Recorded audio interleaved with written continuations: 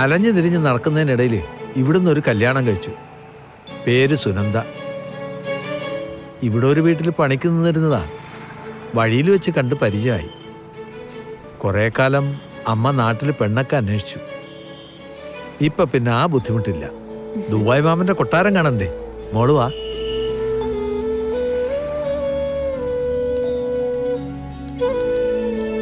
ഇതാണ് മോളെ ദുബായ് മാമന്റെ കൊട്ടാരം. റാണിയെ കാണണ്ടേ?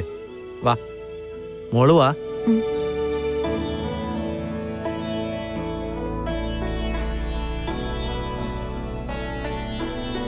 ഇതാരാ? നാട്ടിലുള്ളതാ, തങ്കേച്ചിയുടെ മോള്.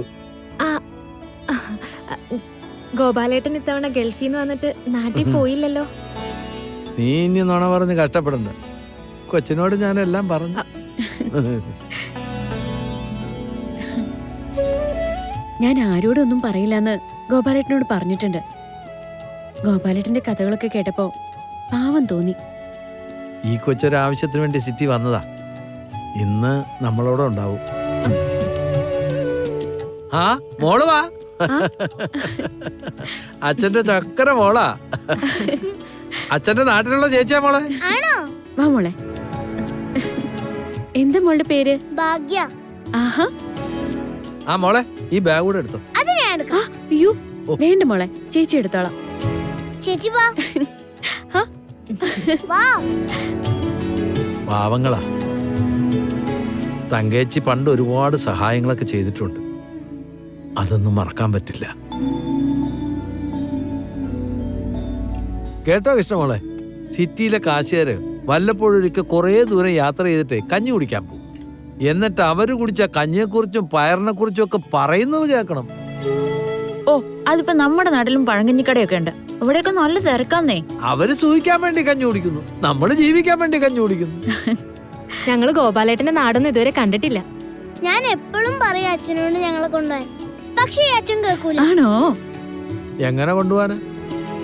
ഗോപാലന്റെ അറബിയുടെ വലം കൈയായിട്ട് നടക്കുകയല്ലേ. വീട് മാമ, ദാരിദ്ര്യായാലും നിങ്ങൾ സന്തോഷത്തോടെയല്ലേ ജീവിക്കുന്നത്? അതെ മോളെ, ഒരു കുറവും ഞങ്ങൾക്ക് ഇതുവരെ ഉണ്ടാക്കിയിട്ടില്ല. പിന്നെ ഇല്ലായ്മ ഒരു കുറ്റമൊന്നല്ലല്ലോ. എന്നെ കൊണ്ടാവുന്ന ദുരിതങ്ങൾ ഞാനും കൊടുക്കുന്നുണ്ടേ. സുഖമില്ല, ഇടയ്ക്കിടയ്ക്ക് ഡോക്ടർമാരെ കാണലും ഓട്ടോ ഒക്കെ ഉണ്ട്. ആ കൊച്ചു കഞ്ഞി കുടിക്കട്ടെ, വെറുതെ ഇരുന്ന് ഓരോന്ന് പറഞ്ഞിട്ട്. മോള് മാമനെ കുറിച്ച് നാട്ടിലൊന്നും ചെന്ന് പറഞ്ഞേക്കല്ലേ. കാശുകാരനാന്ന് വിശ്വസിക്കുന്നവര് അങ്ങനെ അങ്ങ് വിശ്വസിച്ചോട്ടെ. നീ കുറച്ച് കഞ്ഞി കൂടെ ഒഴിച്ചു കൊടുക്കും സുനന്ദേ. അയ്യോ വേണ്ട വേണ്ട, എന്റെ വയറ് നിറഞ്ഞു പൊട്ടാറായി.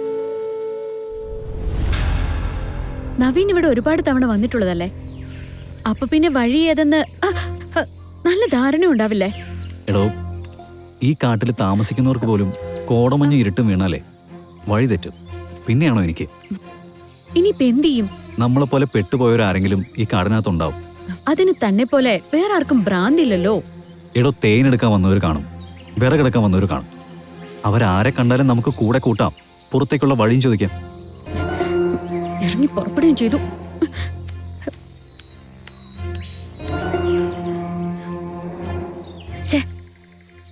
റേഞ്ച് ഉണ്ടായിരുന്നെങ്കിൽ മമ്മി ഒന്ന് വിളിക്കായിരുന്നു. ഇവിടെയല്ല, ഏത് കൊടുങ്കാട്ടിൽപ്പെട്ടാലും മമ്മിക്കൊരു ഫോൺ കോൾ ചെയ്താൽ മതി. മമ്മി നമ്മളെ രക്ഷിച്ചിരിക്കും. ഇതിനകത്തേക്ക് പറന്നു വരാൻ മമ്മി എന്താ ഡിങ്കനാ?